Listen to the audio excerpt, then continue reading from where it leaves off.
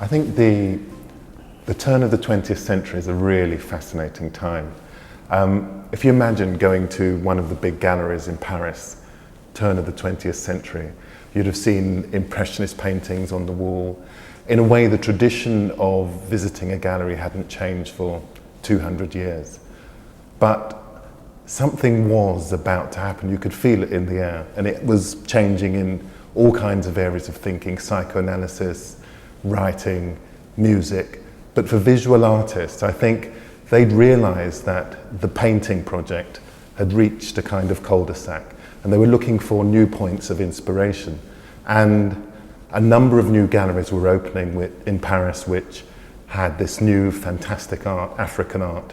African art had been imported into Paris for a long period of time, but the turn of the 20th century was when it really caught fire, and lots of artists began to discover it.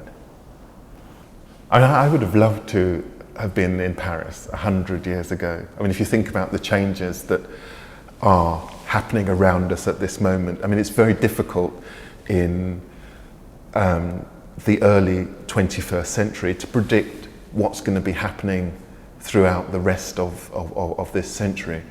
But there was something about Paris around 1907 in which you just must have had a sense that there are all of the component parts of something really amazing here. And I would have loved to have been there. I mean, Picasso, Matisse, I mean, just all of the big names of that part of the 20th century all happened to be in one place at one time. And then the other thing was the creation of this new collection at the Palais de Trocadero, which was this massive ethnographic collection that the French government held. And it opened up, and at the heart of it was a huge repository of African work.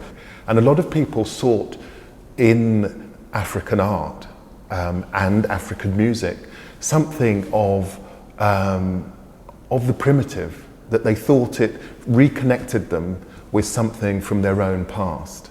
And for a lot of anthropologists, that when they looked at African art, they thought in a way they were retracing some connection to an ancient past of their own.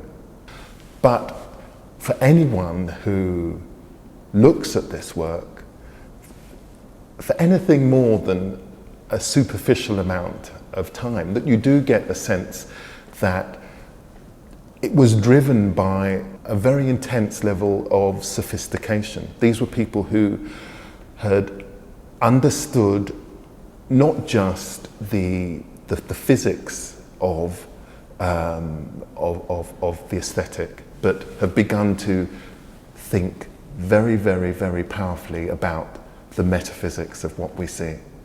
And at least for me, and I think for many people who've studied it, I think they have begun to realize that this is the most sophisticated way of rendering three-dimensional form aesthetically.